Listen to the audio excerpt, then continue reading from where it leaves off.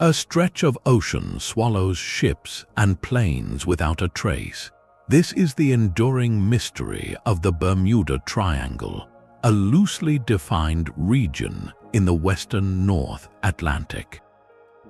Its story is not about one single event, but a haunting pattern of disappearances spanning decades. These vanishings have captured the world's imagination and spawned countless theories, from the scientific to the spectacular. By the end of our investigation, you will have a clear understanding of the most famous cases, the facts separated from the folklore, and the leading explanations for what may truly happen there. We will examine how a routine training flight could vanish in clear weather, and why a massive naval ship left no clue behind. What do you believe is waiting in those deep blue waters? The map of this mystery is drawn with 3 points. Its most accepted borders connect the bustling port of Miami, Florida, the island territory of Bermuda, and the historic city of San Juan, Puerto Rico. Enclosing a vast expanse of the Atlantic, this triangle covers roughly 500,000 square miles of open ocean. It is essential to note that this shape exists only in our collective imagination, a conceptual tool for discussion. No government chart or official maritime document designates it as a special zone. This is a story told by coordinates, not by decree. Yet within this imagined boundary lies one of the world's busiest crossroads for sea and air travel. For centuries, ships have navigated these waters as a key passage between the Americas and Europe. In the modern era, countless commercial flights follow similar routes overhead. This constant heavy traffic forms the critical baseline for our puzzle. When we hear of a vessel or aircraft going missing here, we must first ask a simple, grounding question. With so much movement through the region, are these events statistically unusual, or are they the tragic but expected price of such immense activity?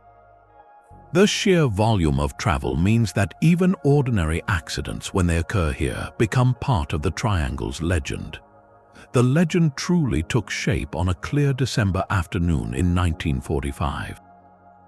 5 United States Navy Avenger torpedo bombers lifted off from a base in Florida for a routine training mission over the Atlantic. This was Flight 19, led by an experienced instructor pilot, Lieutenant Charles Taylor, with a crew of 13 other aviators. The exercise was standard, a short flight east to practice bombing runs before turning back to the west. But something went profoundly wrong. Radio transcripts from that day reveal a growing confusion. Lieutenant Taylor reported his compasses were malfunctioning, leaving him disoriented over the featureless ocean. He believed his squadron was over the Florida Keys, when in reality, evidence suggests they were far out to sea. His final transmissions are haunting, describing white-capped waters and an inability to determine direction. "We are not sure where we are," he stated. Everything looks strange, then silence. Not a single trace of the 5 aircraft or their crews was ever found. The Navy launched an immediate and massive search operation. In a tragic twist that deepened the mystery, one of the search planes itself, a PBM Mariner flying boat with 13 men aboard, also vanished without sending a distress signal. The official investigation could not determine a definitive cause for the loss of Flight 19, citing navigational error leading to fuel exhaustion. Yet the sheer scale of the disappearance, the experienced pilot's bewilderment, and the loss of a second rescue aircraft transformed this event from a tragic accident into a foundational modern myth. It was the catalyst, the case that first suggested this patch of ocean held a secret far darker than simple misfortune. The story of Flight 19 is a modern tragedy, but the Triangle's legend reaches back into an earlier era of maritime travel. Decades before those bombers vanished, a colossal naval vessel simply ceased to exist. In March of 1918, the United States Navy collier USS Cyclops, a 500-foot-long ship tasked with carrying vital fuel, was on a return journey from Brazil. Its destination was the port of Baltimore, a routine voyage that should have concluded without incident. The Cyclops was last officially reported near the island of Barbados. Then it sailed into the vast Atlantic and was never seen or heard from again. With 309 souls on board, its disappearance remains the single largest non-combat loss of life in United States naval history. The scale of the loss is difficult to comprehend. A massive steel vessel, along with every person aboard, vanished without transmitting a single distress call. No debris field was ever located, no lifeboats, no trace of oil on the water. An extensive naval investigation concluded with a stark and unsatisfying admission: the fate of the Cyclops is unknown. This case set a powerful and frightening precedent.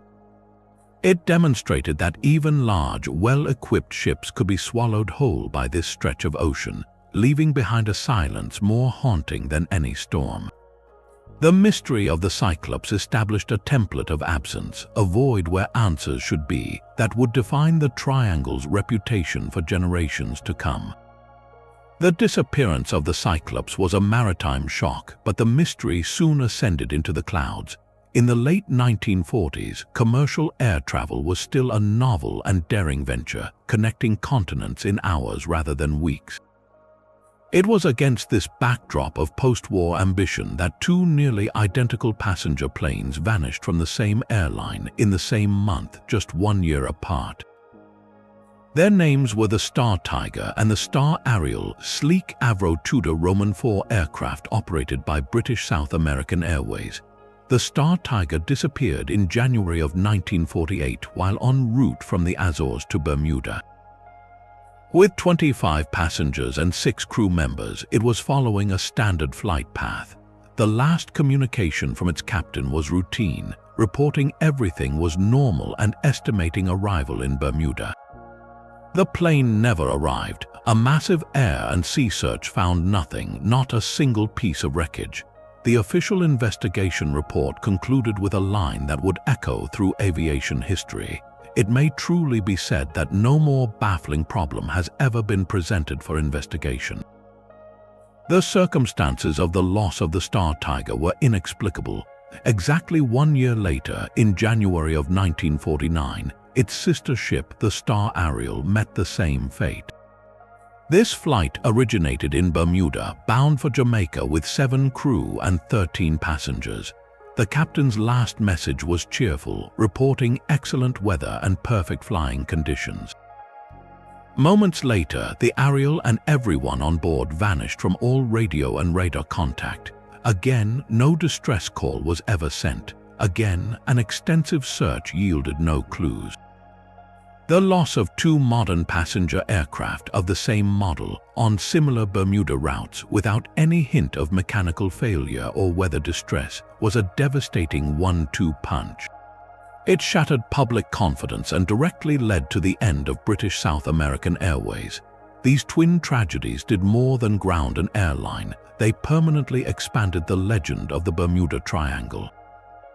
They proved the phenomenon was not confined to the waves below, but reached up into the very sky, claiming advanced technology with the same silent, complete finality.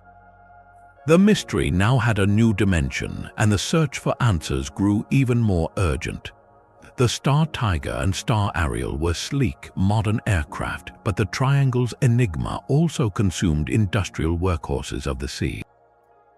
In February of 1963, the SS Marine Sulphur Queen, a massive 500-foot-long tanker, was sailing from Texas to Virginia with a full cargo of molten sulfur. Its journey should have been a straightforward coastal run. The last message received from the ship was a routine weather report, placing it near the Florida Keys. After that, silence. No distress call was ever issued. When the vessel failed to arrive at its port, a massive search operation was launched. The only clues ever recovered were pitifully few. Searchers found a single life jacket, a few shattered pieces of debris, and a name board that had once been mounted on the ship's stern. There was no sign of the 39 crew members. This disappearance, however, came with a critical difference. The Marine Sulphur Queen was not a standard ship. It was a World War II-era T2 tanker that had undergone a radical conversion to carry its unusual cargo. The entire center section of the vessel was essentially a giant, insulated tank, kept at extremely high temperatures to prevent the sulfur from solidifying. Investigators immediately focused on this fact. Could the ship's own structure have been its undoing? The constant intense heat could have made the steel hull brittle and prone to cracking, a condition known as metal fatigue.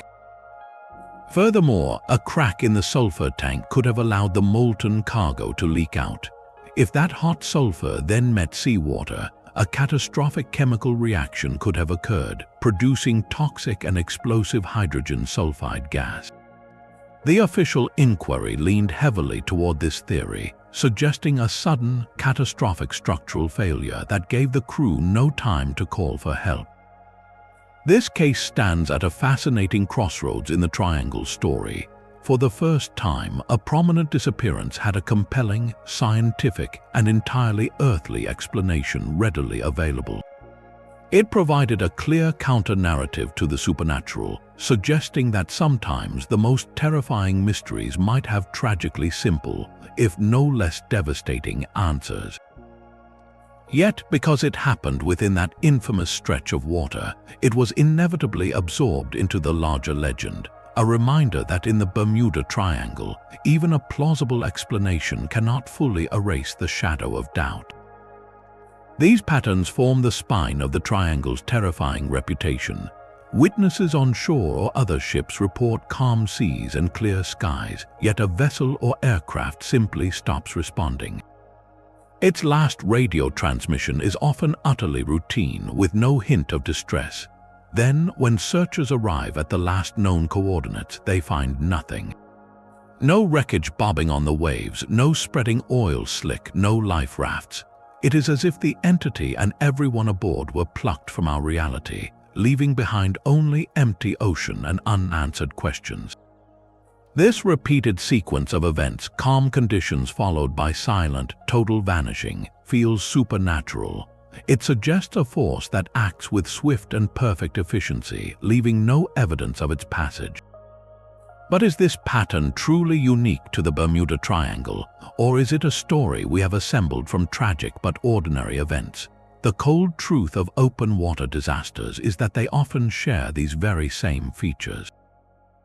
A sudden, catastrophic event, like a hull breach or an in-flight explosion, can occur in moments, leaving no time for a distress call. The vastness of any ocean can swallow debris whole, scattering it across thousands of square miles or sending it to depths unreachable by search teams. Calm weather can be deceptive, masking treacherous underwater currents or sudden microbursts of wind.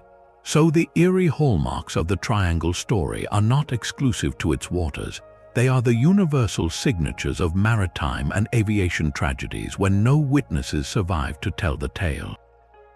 This leads us directly to the core statistical debate. Are ships and planes actually disappearing at a higher rate in the Bermuda Triangle than in any other similarly trafficked part of the world's oceans? Multiple official agencies and independent research groups have examined the data, and their conclusion is consistently sobering. When factors like the volume of traffic, the complexity of weather patterns, and the documented dangers of the region are accounted for, the disappearance rate is not statistically abnormal. The Bermuda Triangle does not claim a greater percentage of travelers than other busy nautical zones like the North Sea or the waters off Japan. The difference, it seems, lies not in the numbers but in the narrative. A single, strange disappearance can become a legend. A cluster of them, tied together by a catchy name and a shape on a map, becomes a myth that seems to explain itself. We are left with a pivotal question then. If the statistics do not show an anomaly, what is it about this particular place that so reliably generates stories of the inexplicable? The answer may lie not in the water, but in the very nature of the environment itself. One of the most powerful forces on our planet flows directly through the heart of this mystery. The Gulf Stream is a vast, warm river within the sea, moving from the Gulf of Mexico, up along the eastern coast of the United States and then arcing across the Atlantic toward Europe. This is not a gentle drift, it is a colossal, churning highway of water. In some areas, it can travel at speeds exceeding 5 miles per hour, carrying with it an immense volume of water and anything floating upon or within it. To understand its power, picture dropping a single leaf into a swiftly moving stream. Within minutes, that leaf is carried far downstream, out of sight from where it first entered the water. Now scale that image up to the size of an ocean. The Gulf Stream operates on that principle, but with the force to move not just leaves, but entire sections of wreckage, personal effects, and any other evidence left behind by a vessel or aircraft in distress. This natural phenomenon provides one of the most straightforward and logical explanations for a core part of the Triangle's legend: the complete absence of debris. When a ship founders or a plane crashes into these waters, the event itself is a tragedy. But what happens next is a matter of physics and current. The Gulf Stream acts as a massive, efficient cleanup crew. It can scatter pieces of a broken vessel across hundreds of miles of ocean in a matter of days, pulling lighter materials into its powerful flow and sending heavier remnants tumbling along the seafloor in its deep undercurrents. By the time search and rescue teams arrive at the last known coordinates, the evidence may have already begun a long, silent journey across the Atlantic, leaving behind only empty blue water. This does not explain why a disaster occurs in the first place, but it powerfully explains why we so often fail to find any physical proof. The ocean here is not a static crime scene. It is an active, moving environment that obscures its own history. The mystery, then, is not always one of disappearance, but often one of dispersal. While the Gulf Stream can erase evidence, it does not explain the initial catastrophe. For that, scientists have looked deep beneath the waves to the very floor of the ocean. Imagine a layer of ice that is not cold but holds a highly flammable gas. Scattered across the continental shelves of the world, including the vast plain under the Bermuda Triangle, are immense deposits of methane hydrate. This is a strange, solid compound where methane gas molecules are trapped inside a cage of frozen water. It forms under the intense pressure and cold temperatures of the deep seabed, lying dormant for millennia, but this stability is fragile. A shift in water temperature or a geological tremor can destabilize these deposits, triggering a sudden and violent transformation. The solid hydrate breaks down, releasing enormous plumes of methane gas that rush upward toward the surface in a colossal bubble eruption. The scientific principle at work here is one of basic physics. A ship floats because the water beneath it is dense enough to provide buoyant support. Now picture that water being injected with billions of frothing, rising bubbles. This mixture of gas and seawater becomes far less dense than the surrounding ocean. For a vessel caught directly above such an eruption, the effect would be immediate and terrifying. The water would literally lose its ability to hold the ship up. In an instant, buoyancy would vanish. The ship would no longer float, it would simply fall through the suddenly frothy sea, plunging to the depths before anyone could send a distress call. This theory provides a dramatic and scientifically plausible scenario for the instantaneous, silent disappearances that haunt the Triangle's legend. A massive release could even extend into the air above, creating a turbulent, low-density pocket in the atmosphere that could cause an aircraft's engines to stall or its instruments to fail. It is a compelling idea that turns the ocean itself into a sudden and deadly trap. Yet, for all its explanatory power, this remains a hypothesis in search of a smoking gun. While methane seeps are common and smaller-scale eruptions have been documented, no scientific observation has ever recorded a gas release of the cataclysmic scale required to swallow a large ship coinciding with a known disappearance. The seabed shows evidence of past large-scale events, giant pockmarks called seafloor craters, but linking one definitively to a historical tragedy is nearly impossible. So we are left with a powerful concept that bridges geology and mystery, a natural phenomenon capable of creating the exact kind of vanishings that define the region, but without the direct evidence to confirm it was ever the culprit. It stands as a reminder that sometimes the most fantastic explanations can have a firm foundation in real-world science, waiting for the right moment to be proven true. The deep sea holds other secrets that can confuse a journey. Beyond potential eruptions from the seabed, the very tools we use to find our way can betray us here. One of the most persistent threads in the Triangle's lore is the idea of a strange magnetic force, a power that scrambles compasses and leads travelers fatally astray. This claim, however, is a fascinating mix of misunderstood fact and amplified fiction. The truth is less about a supernatural anomaly and more about a perfectly natural, yet critically important feature of our planet. It involves the difference between two norths. True north is the fixed point at the top of the world's axis, the North Pole. Magnetic north, however, is the point toward which your compass needle actually points, guided by the Earth's molten iron core. These 2 points are rarely in the same place. The variance between them is called magnetic declination, and it changes depending on where you stand on the globe. For most of human history, understanding this declination was not just a technical detail. It was the difference between a safe passage and a disastrous one. Navigators had to consult charts that told them how many degrees to adjust their compass reading to find true north. If they failed to account for this variation, they could gradually steer dozens of miles off course without even realizing it. Now, here is where the Bermuda Triangle presents a unique but entirely natural navigational circumstance. There is a line on the Earth called the agonic line, where magnetic north and true north align. At this precise line, a compass points directly to true north with no adjustment needed. This agonic line happens to pass directly through the Bermuda Triangle region. For an experienced navigator, this is a convenience, but for someone unaware or relying on outdated charts, it could become a profound source of confusion. Imagine a sailor trained in the Pacific where the declination requires a significant correction. They sail into the triangle, but their charts are old or they neglect to update their calculations. They follow their compass, believing it is offset as usual, but here it is not. Without realizing it, they are applying a correction where none is needed, subtly steering themselves off their intended path. Over many hours at sea, that small error compounds into a massive deviation, potentially leading a vessel into treacherous waters or an endless stretch of open ocean. This was a far greater danger in the eras before satellite guidance and inertial navigation systems. The disappearances of Flight 19 and the Star Tiger both involved reports of compass problems and disorientation.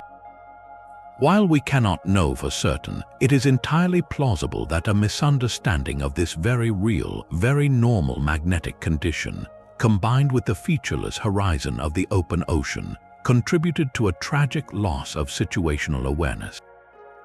The ocean did not need to create a special magnetic vortex. It simply presented a navigational reality that human error could tragically magnify.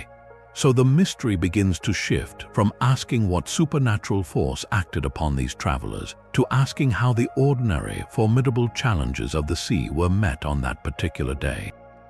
But perhaps the greatest danger in these waters is the one that comes without warning from the sky and sea themselves. The Atlantic here is a cradle for some of the most ferocious and unpredictable weather on Earth. We must move beyond the idea of calm seas and clear skies as a permanent state, and instead see them as the brief, deceptive calm between tempests. This region is a highway for tropical storms and hurricanes, born off the coast of Africa and gathering immense power as they cross the warm ocean. Yet the threat can be far more localized and sudden. A phenomenon known as a microburst, a concentrated column of sinking air, can slam into the ocean surface with the force of a bomb, creating a sudden explosion of wind and spray capable of capsizing a ship or shearing the wings from an aircraft. These events develop and strike in minutes, offering no time for a structured mayday call, only a frantic, truncated message before communications fail. The true monster of the deep, however, is not in the air but in the water. For centuries, sailors spoke of walls of water appearing from nowhere, mythical killers dismissed as exaggeration. Science now knows these stories were true. They are called rogue waves. Imagine a sea state with waves averaging 20 feet in height, challenging but manageable for a large vessel. Within that same sea, through a complex interplay of currents and wave energies, a single monstrous wave can spontaneously form, reaching heights of 80, 90, even 100 feet. It is not a tidal wave from an earthquake, but a freak of oceanic physics, a vertical wall of water that appears, strikes, and then vanishes. To a ship, it is an impact of unimaginable force. Such a wave can snap a steel hull, roll a massive tanker, or simply engulf a smaller vessel whole, dragging it into the depths before it can even begin to flood. The key is their unpredictability. They are not part of a growing storm front you can see on radar. They are solitary assassins emerging from the chaotic soup of the ocean. A ship could be transmitting a routine weather report one moment, and in the next be confronted with a mountain of water looming over its deck. The result would be a catastrophic, instantaneous structural failure. The event would be so swift and complete that the vessel might leave behind only a quickly dissipating swirl on the surface, and a radio silence that echoes forever. When we piece together these natural hazards, the portrait changes. The Bermuda Triangle is not a placid pond hiding a supernatural secret. It is a dynamic, often violent, intersection of atmospheric and oceanic forces where the weather itself can turn lethal in the blink of an eye. The mystery begins to resolve not into a single, strange answer, but into a tragic convergence of the worst possible conditions at the worst possible time. The most unpredictable element in any journey is never the ocean or the sky, but the human beings navigating them. When we strip away the tales of magnetic vortices and rogue waves, we often find a far more familiar and tragically human story at the core of these disasters. It is the story of error, of limitation, and of the immense pressure that comes with commanding a vessel through one of the world's most demanding environments. Consider again the fateful flight of those 5 Navy Avengers. Lieutenant Charles Taylor was a seasoned pilot, but he was also leading a training mission with several aviators who were relatively new to overwater navigation. When his compasses began giving conflicting readings, a situation that can arise from simple instrument failure or misalignment, he became disoriented. The featureless expanse of the sea offers no landmarks, no points of reference. In his confusion, he dismissed the readings from his other crew members who believed they were far out to sea, insisting instead they were over the Florida Keys. This critical misjudgment, a classic case of spatial disorientation compounded by what investigators called faulty decision-making, likely led the flight far from land until their fuel was exhausted. There was no supernatural force required, only a cascade of small, human errors under immense stress in an environment designed to amplify doubt.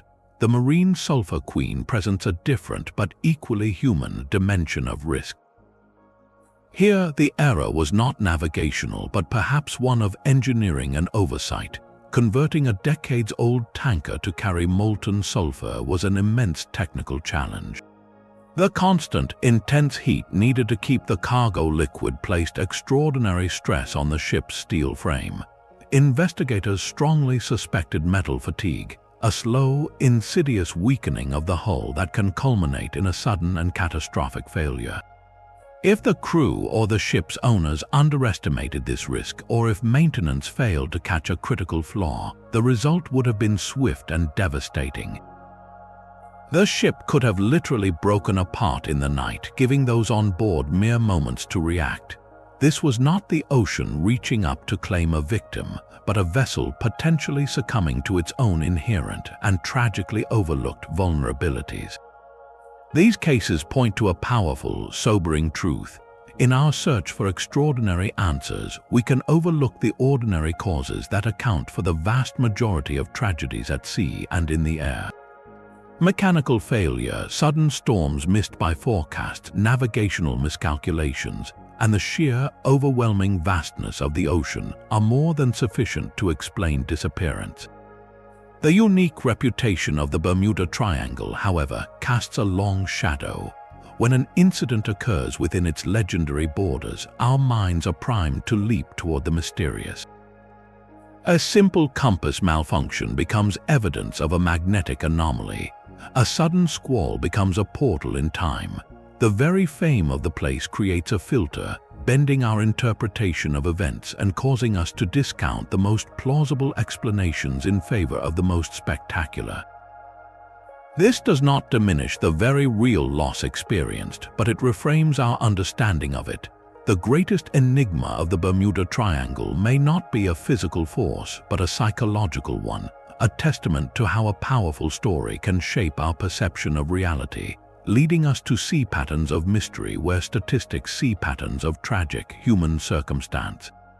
Yet the legend of the Bermuda Triangle as we know it today was not born from a government report or a scientific journal.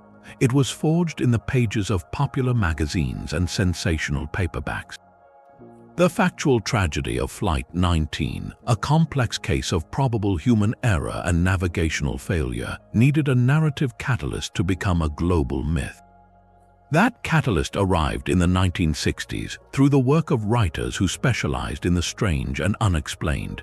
Authors like Vincent Gaddis and Charles Berlitz took the raw, unsettling details of these disappearances and wove them into a compelling and marketable story. Gaddis, in a 1964 article for Argosy magazine, a publication known for its tales of adventure and mystery, did something crucial. He gave the phenomenon a catchy, ominous name, the deadly Bermuda Triangle. He framed the scattered incidents not as isolated maritime accidents, but as chapters in a single, ongoing supernatural thriller. His writing presented the vanishings as a deliberate pattern, suggesting an intelligent, malevolent force at work. This was not just reporting, it was storytelling of the highest order designed to thrill and unsettle. Charles Berlitz later amplified this narrative exponentially with his best-selling book, The Bermuda Triangle, published in 1974. Berlitz, coming from a background in linguistics and a family famous for language education, brought an air of scholarly authority to the subject. His book compiled case after case, often omitting contradictory evidence or simpler explanations to build an overwhelming argument for the inexplicable. He popularized dramatic phrases like the Devil's Triangle and introduced speculative theories involving Atlantis, alien abductions, and time warps. The media, always hungry for a sensational story, embraced this framework completely.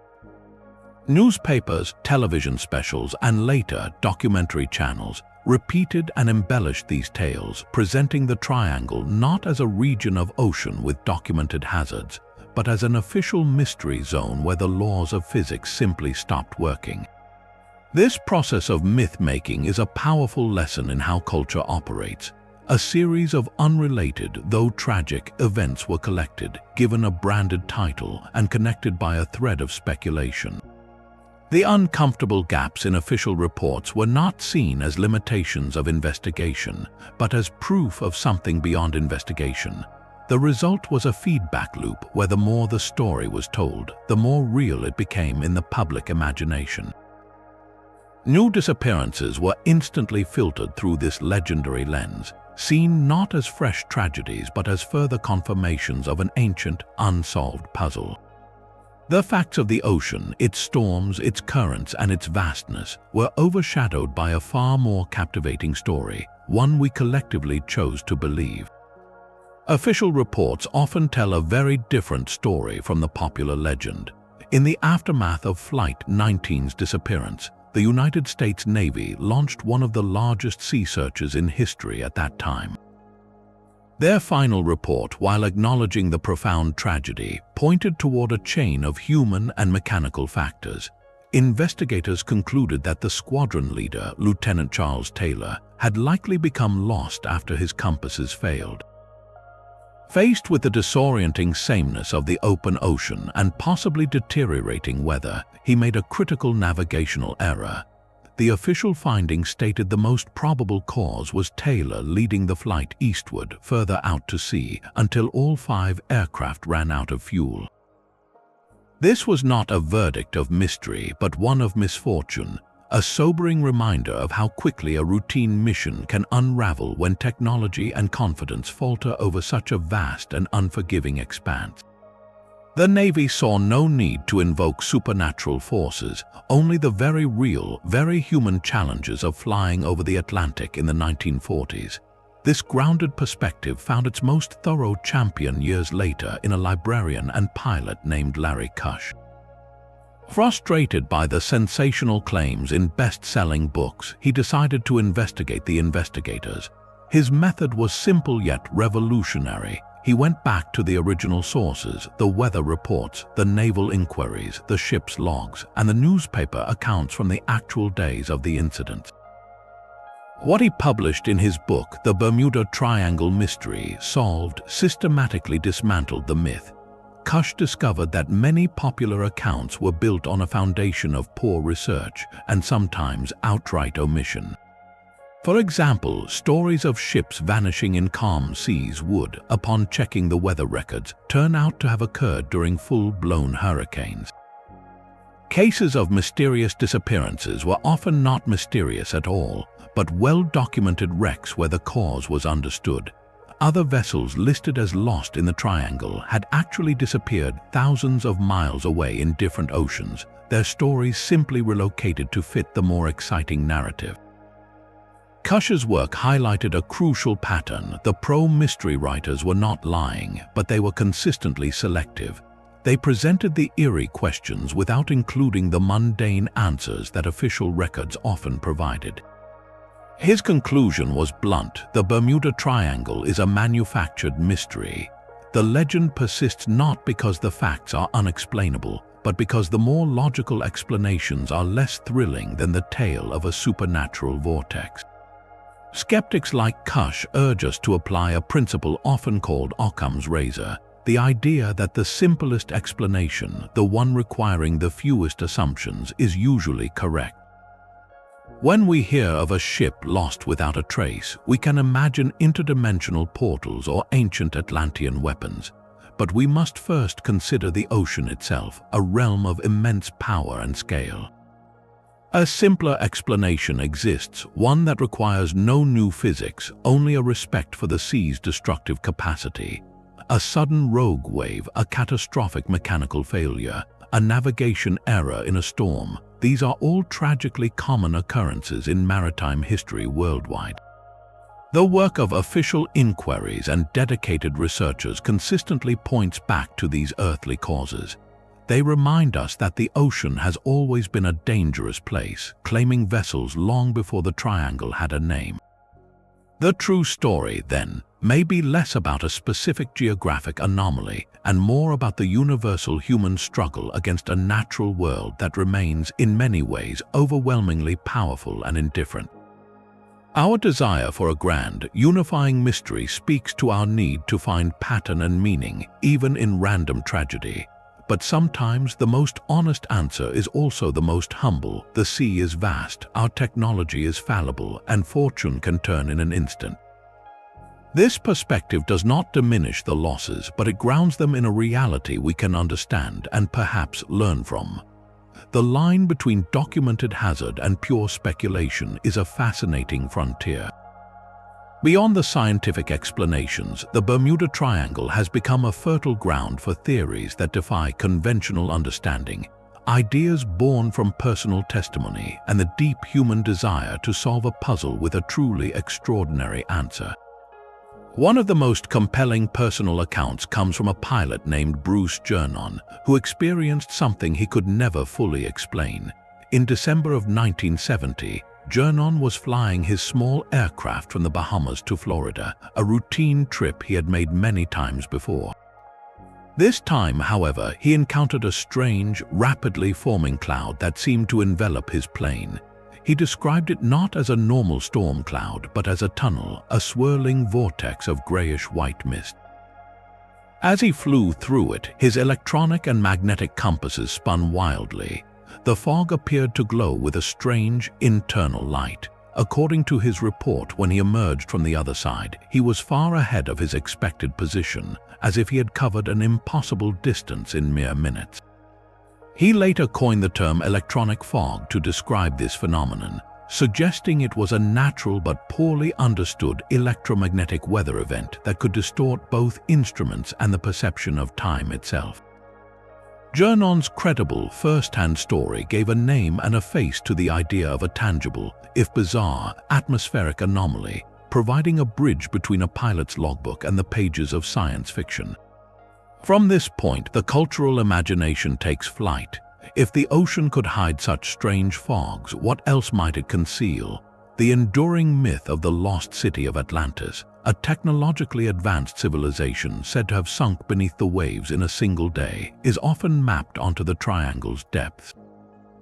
Theorists propose that the ruins of this ancient kingdom might lie on the seafloor, and that its legendary power crystals or forgotten machinery could still be active, interfering with modern navigation and causing vessels to vanish. This idea ties the mystery to a deep, romantic history, suggesting we are not just facing a natural hazard, but the lingering echo of a fallen world. Even more fantastical are the propositions involving otherworldly forces. The complete lack of debris and the silent, instantaneous nature of some disappearances have led some to suggest interventions from intelligences beyond our own. Could these events be the result of alien abduction, where crafts are taken for study or observation? Or perhaps the region contains natural space-time irregularities, temporary portals or wrinkles that transport whatever enters them to another dimension or another time. These concepts, while far outside mainstream science, speak to the profound mystery the triangle represents. When official reports say cause unknown, and when logical explanations feel incomplete for such dramatic losses, the human mind naturally reaches for answers that match the scale of the wonder. These paranormal theories are not about evidence in a traditional sense, but about narrative.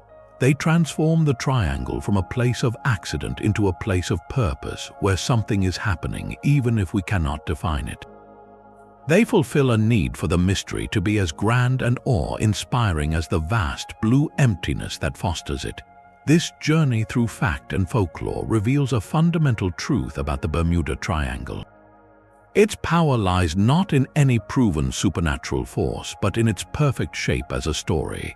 It is a narrative vessel, ready to be filled with our deepest anxieties about the unknown and our timeless fascination with the unexplained. The cold statistics may argue against an anomaly, but statistics cannot quiet a good tale.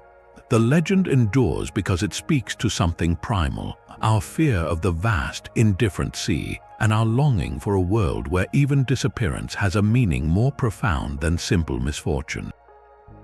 It reminds us that some maps are not drawn with coordinates but with questions, and in the quiet space between those questions, anything seems possible. So where does this leave the official record keepers, the organizations whose very purpose is to track the risks of the sea? Their perspective is often the most grounded and the most dismissive of the legend. Take Lloyd's of London, the world's foremost insurance market for shipping. For centuries, they have meticulously calculated risk based on hard data, where premiums and payouts depend on cold, clear statistics. Their actuarial tables, which chart the likelihood of loss across every ocean, reveal a simple truth: the area popularly known as the Bermuda Triangle does not stand out. The frequency of incidents there, when measured against the immense volume of daily ship and air traffic passing through, falls well within expected norms for any similarly busy stretch of open water. The North Sea, the waters around the British Isles, and the seas near Japan all see comparable and sometimes higher rates of maritime incidents. For insurers, the triangle is not a special category of peril. It is just another part of the global map where the ordinary, ever-present dangers of the profession play out. The United States Coast Guard, the agency responsible for search and rescue in those very waters, echoes this stance. In official statements, they have consistently noted that they do not recognize the Bermuda Triangle as a geographic area with specific or unusual hazards. They attribute the losses that do occur to the combination of forces we have already discussed, the region's severe weather patterns, the challenges of navigation, and the simple, vast power of the sea itself. The Coast Guard's daily work brings them face to face with the ocean's reality, and from their vantage point, the mystery dissolves into a series of individual and tragically explainable emergencies. This statistical rebuttal is powerful because it shifts the burden of proof.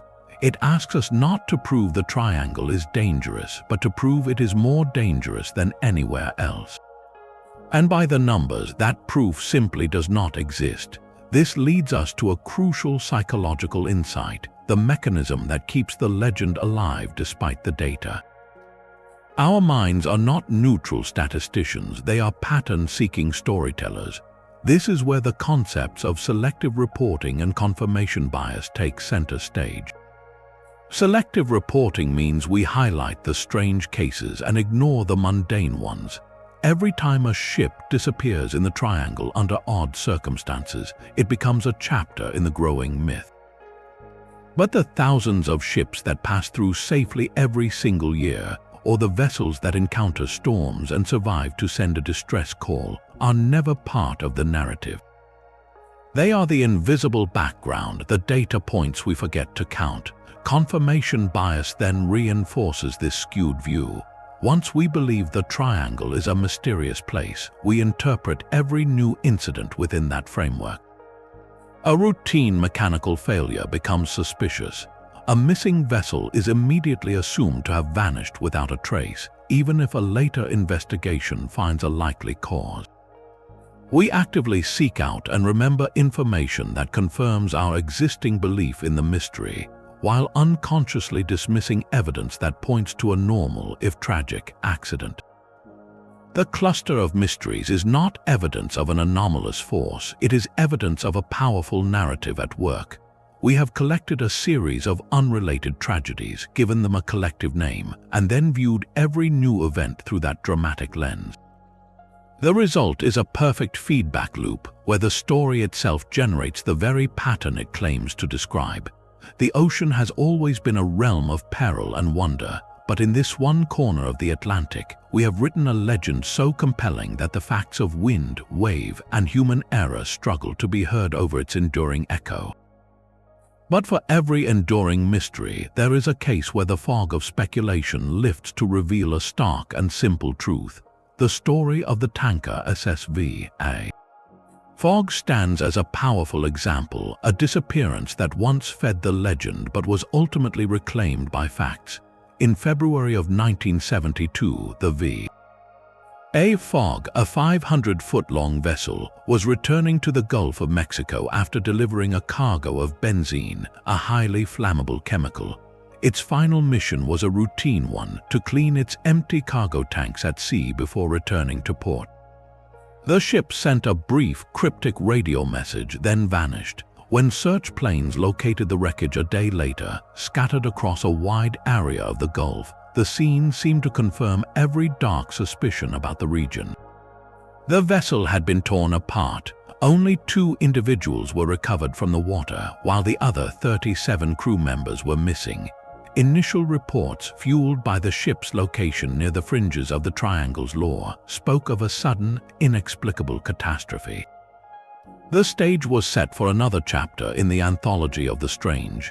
Yet this time, the investigation did not end with an open question. Maritime experts and the United States Coast Guard launched a thorough inquiry, piecing together the evidence from the debris field and the ship's final known actions. The answer was tragically clear, and it had nothing to do with magnetic anomalies or alien forces. The V.A. Fog had been cleaning its tanks, a process that involved pumping out the residual benzene vapors. Benzene is not just flammable, it is explosively volatile. Investigators concluded that a spark, perhaps from a pump motor or a piece of equipment, ignited the concentrated fumes inside one of the massive enclosed tanks.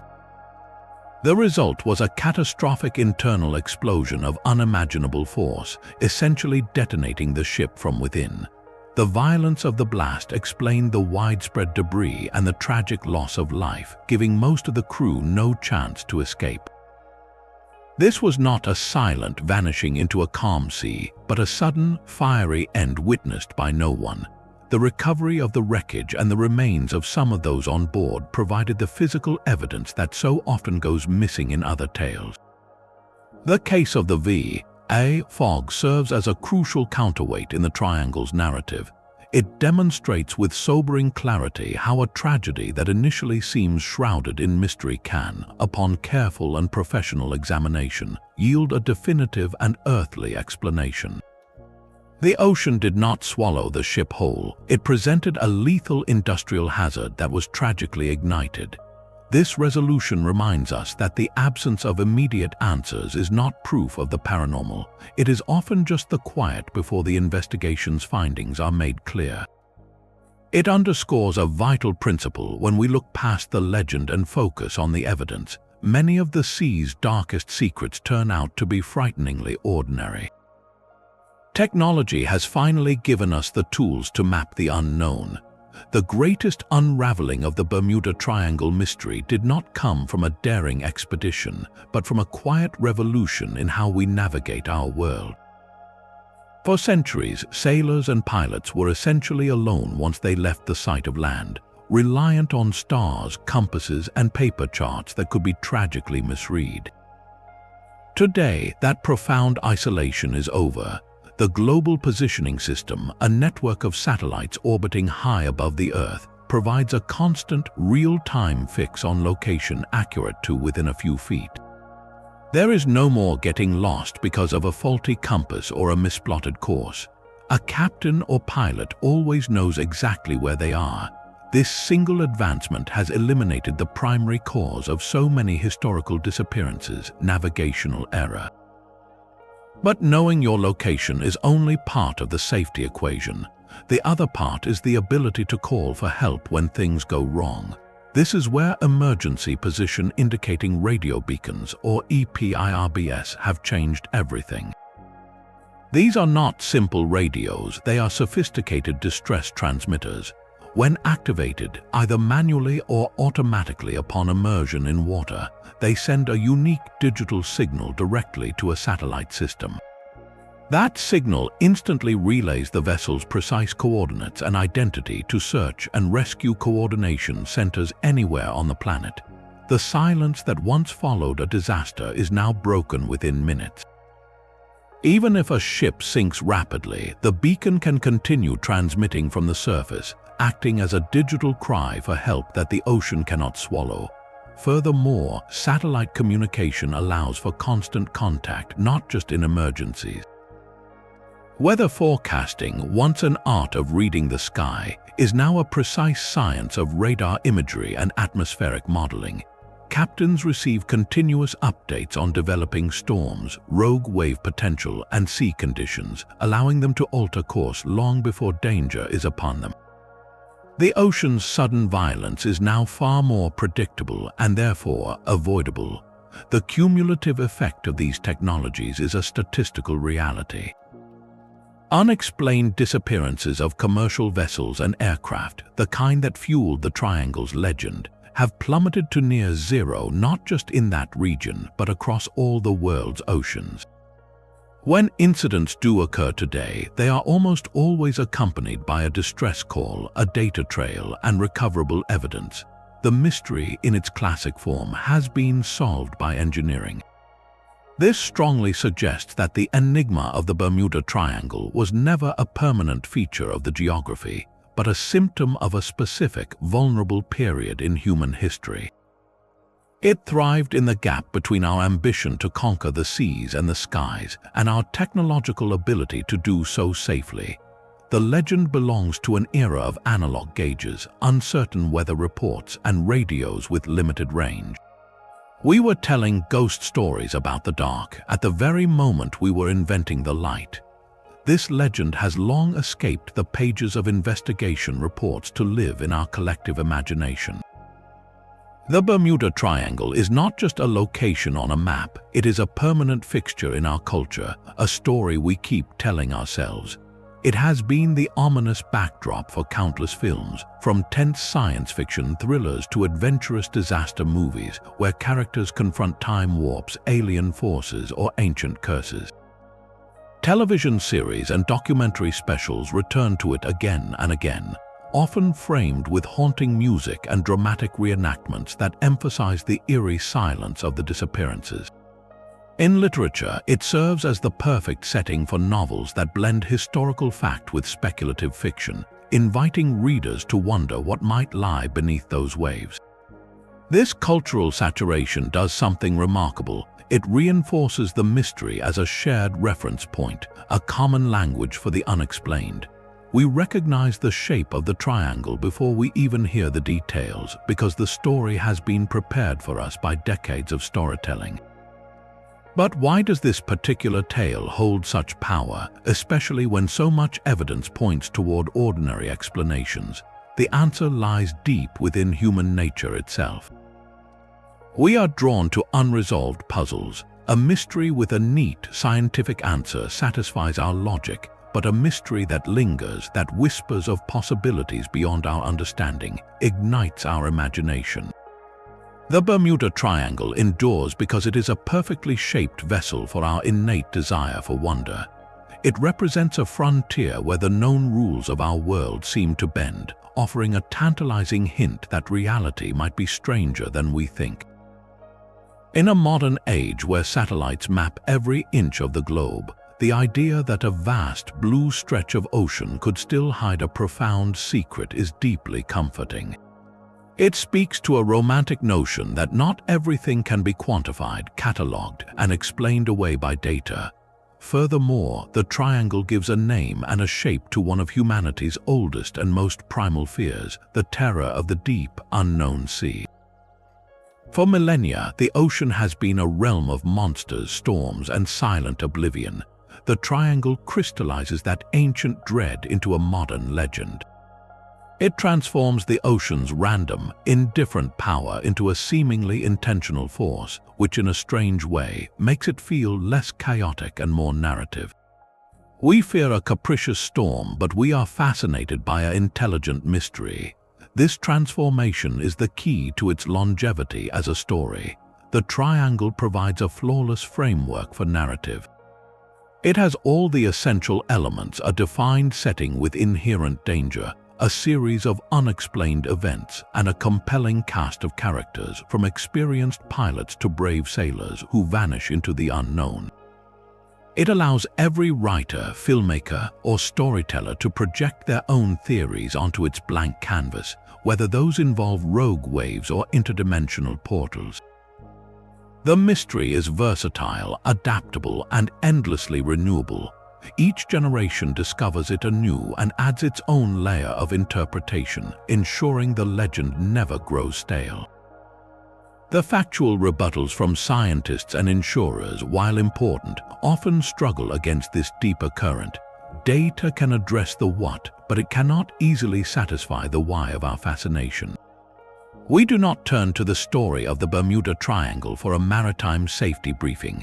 We turn to it for a glimpse into the sublime, for a feeling that the world still holds corners of profound mystery. It is a reminder that some stories are too compelling to be contained by facts alone because they speak to something timeless within us, the thrill of the question mark itself. A legend this powerful never stays confined to the pages of a book. It spills over into the real world, transforming the very places it describes. The ports and islands that form the points of the Bermuda Triangle have learned to embrace their own notoriety, turning a tale of mystery into a vibrant engine for tourism.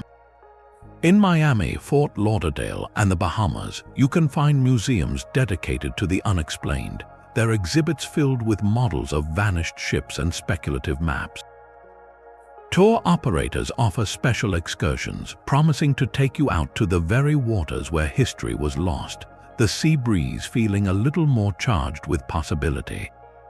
In Bermuda itself, the legend is woven into the cultural fabric, mentioned alongside pink sand beaches and historic forts as a unique point of intrigue for visitors. This commercial embrace is a fascinating phenomenon. A story born from tragedy and uncertainty has been repackaged as an adventure, a shared experience of wondering what might lie beneath the waves.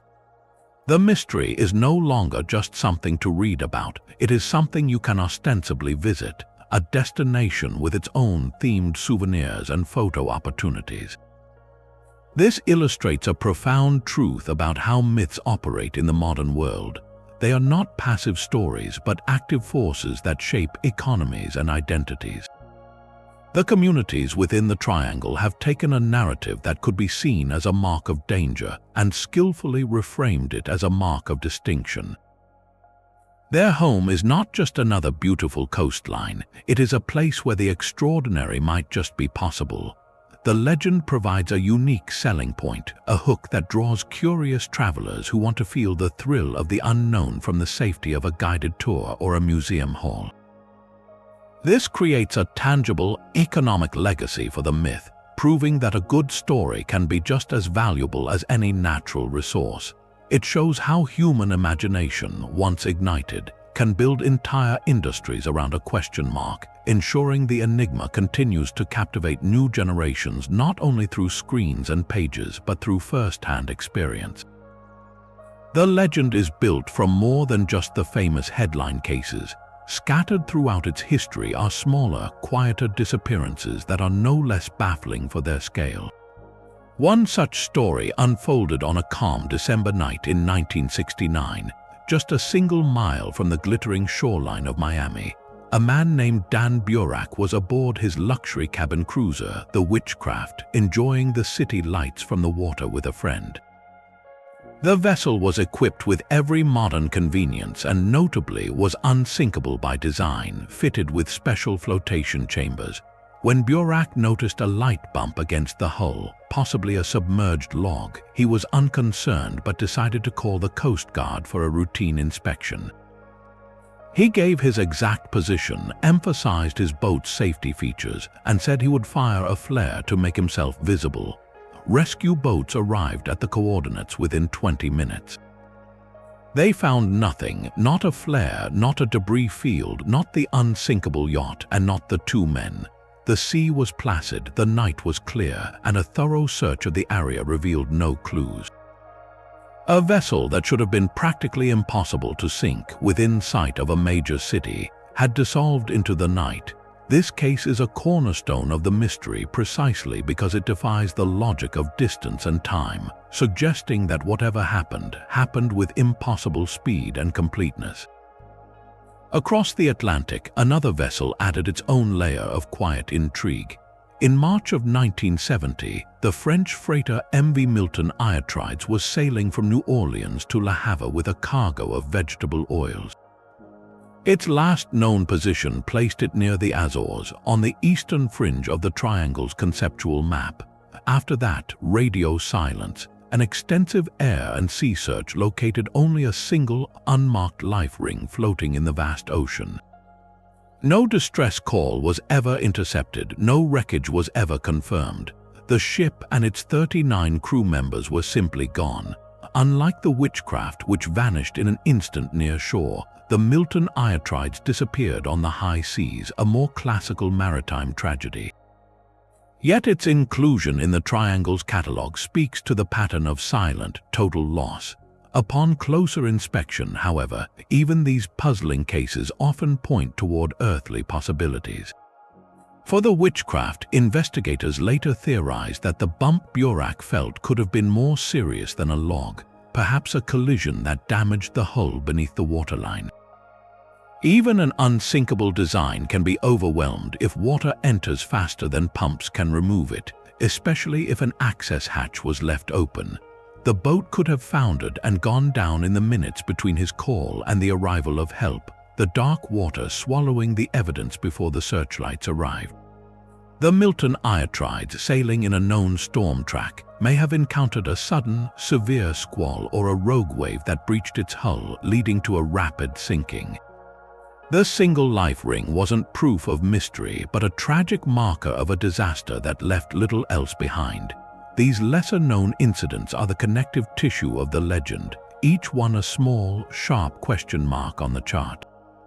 They remind us that for every grand, famous disappearance, there are dozens of others that whisper the same unsettling question, feeding the story not with a single roar, but with a persistent, haunting echo.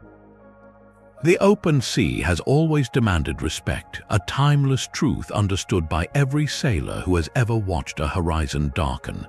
To frame the story of the Bermuda Triangle accurately, we must step back and view it within the immense, unforgiving theater of global maritime travel. The ocean is not a placid highway. It is a dynamic wilderness where the rules are written by wind, water, and chance. Every single year, across every ocean, vessels face a relentless gauntlet of ordinary perils that require no supernatural explanation.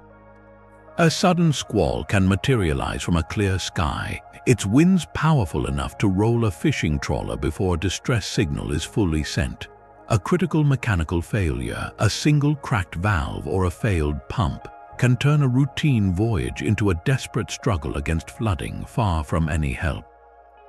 The vastness itself is a hazard where a disabled ship can drift for days unseen, its crew battling the elements with dwindling hope. And woven through all of this is the human element, the potential for a navigational miscalculation, a missed weather report, or a moment of fatigue that can set a chain of misfortune into motion. These are not rare events, they are the documented causes behind hundreds of maritime incidents annually, from the North Atlantic to the South Pacific. When we isolate the tragedies that occurred within the Bermuda Triangle and strip away the legendary label, what we often find are these very same factors. A ship reported lost in calm seas might have, in truth, been caught in a storm whose records were lost to time. A plane that vanished without a call may have suffered an instantaneous, catastrophic failure that left no time for the pilot to reach the radio. The profound silence following these events is not unique to one patch of ocean. It is the common, haunting outcome when the sea claims a vessel completely. By broadening our view to the whole of maritime history, the cluster of incidents in the triangle begins to look less like a sinister anomaly and more like a tragic reflection of the sea's universal power. The ocean does not need a special vortex to be dangerous. Its inherent, everyday dangers are more than sufficient to remind us of our fragile place upon it. This perspective does not solve each individual mystery, but it grounds them in a sobering reality where the greatest enigma may simply be our enduring struggle to master a realm that forever remains in essential ways beyond our control. So we stand at the edge of the map looking out at two very different oceans. On one side lies a sea of facts charted by the steady work of investigators and statisticians. Here, the waters are explained by the Gulf Stream's relentless pull, by the sudden fury of rogue waves, and by the all-too-human moments of error or mechanical failure. Each of these explanations is a lantern casting a logical, if sometimes harsh, light on individual tragedies, the vanishings of the marine sulfur queen and the V. A fog finds sobering clarity here, their mysteries resolved into the language of engineering flaws and volatile chemistry. Even the chilling silence following a disappearance is given a voice, explained by the ocean's vastness and its efficient dispersal of evidence. This is the realm of Occam's razor, where the simplest answer is often the truest, and it convincingly argues that the Bermuda Triangle is not statistically unique. From this viewpoint, the legend is a phantom, a story we told ourselves during a vulnerable era of navigation, now quieted by satellite technology and deeper understanding. Yet, just over the horizon, another ocean shimmers, one drawn not by data but by wonder. This is the domain of the unexplained, kept alive by a handful of core cases that resist even the most diligent scrutiny. What do we do with the Witchcraft, an unsinkable boat that dissolved within sight of a city's glow? How do we fully reconcile the calm, routine final messages from the Star Tiger and Star Ariel with their total and simultaneous silence? The official reports on Flight 19 may cite navigational error, but they cannot erase the palpable confusion in those final radio transcripts, the seasoned pilot's conviction that the world had simply turned strange. These are the stubborn knots in the rope of explanation, the gaps where the light of logic flickers. It is in these gaps that the other ocean rises, filled with the powerful currents of paranormal theory, electronic fog, methane explosions, magnetic anomalies, and even echoes of lost worlds. These ideas thrive not because they have been proven, but because they dare to match the scale of the mystery itself. They offer a narrative that feels proportionate to the profound sense of absence these events create. The enduring power of the Bermuda Triangle, then, is not a contest where one side must defeat the other. It is a synthesis, a permanent tension between two fundamental human drives, our need for rational explanation and our longing for transcendent mystery. The environmental and human factor arguments are overwhelmingly persuasive for the majority of incidents, providing a solid, credible foundation for what likely occurred. Yet they cannot quite extinguish the allure of the few cases that remain hauntingly open-ended. This unresolved residue is the kindling for myth. When combined with masterful storytelling, from the pages of sensational paperbacks to the frames of documentary films, that kindling becomes a lasting flame. We are left with a cultural artifact, a modern legend that persists precisely because it lives in the borderlands between the known and the unknown. It asks us a question more compelling than any single theory could answer. In a world we have so thoroughly mapped and measured, is there still room for a place that simply feels mysterious? The legend assures us that there is, and perhaps that assurance, the permission to wonder, is the Triangle's most enduring gift. It reminds us that some stories are kept alive not by their answers, but by the beautiful, unsettling weight of their questions. Perhaps the most telling fact about the Bermuda Triangle is that we are still discussing it. Long after the statistics have been examined and the scientific explanations offered, the legend holds a firm grip on our collective imagination. Its true power lies not in any hidden vortex, but in its perfect reflection of us. This story is a mirror revealing deep truths about human psychology, our ancient relationship with the unknown, and the very mechanics of how a modern myth is born. The Triangle is a powerful case study in how facts, fear, and folklore intertwine to create something larger than the sum of its parts. At its core, this is a story about our need for narrative. The human mind is a pattern-seeking machine wired to connect dots even where none may exist. A series of unrelated tragedies scattered across decades becomes a pattern when we draw a shape around them on a map. That simple act of drawing the triangle gave chaos a name and a form. It transformed random, terrible events into a plot with a setting, victims, and an implied, mysterious antagonist. This transformation from accident to story fulfills a profound psychological need. It is far more comforting to believe that disappearances are caused by a specific, intelligent force, even a malevolent one, than to accept the terrifying randomness of the natural world. A rogue wave is a mindless act of physics, a methane plume is a geological accident, but a mystery, a deliberate enigma, suggests a world where events have meaning even if we cannot yet decipher it. The legend allows us to replace the cold indifference of chance with the tantalizing possibility of a hidden order, however strange.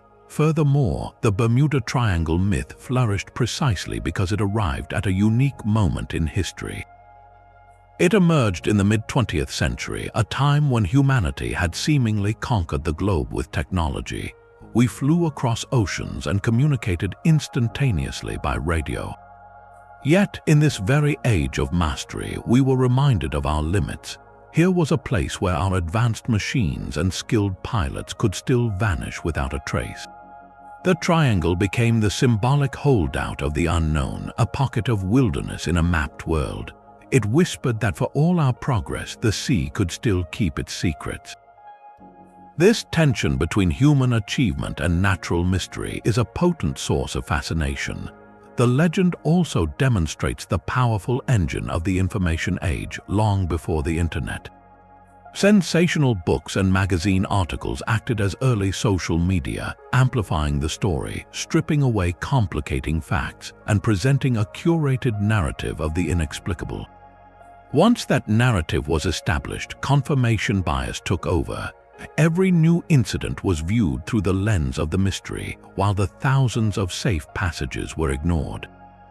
The story fed itself, growing stronger with each retelling, because we wanted to believe in the version that thrilled and mystified us. The facts of oceanography and navigation are important, but they often lack that essential element of wonder. So, what is the legacy of this modern myth? It teaches us about the anatomy of a mystery.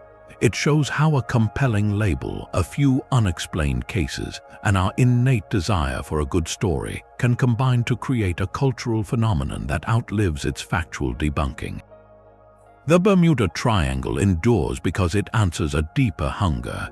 It allows us to stand at the water's edge and feel a sense of awe, to look at a charted sea and still ask, what if? In the end, the greatest mystery may not be in the Atlantic waters, but in our own enduring need to believe that somewhere just beyond the horizon, the ordinary rules of the world might still bend. Our journey through the facts and folklore of this region reveals a clear, if layered, truth.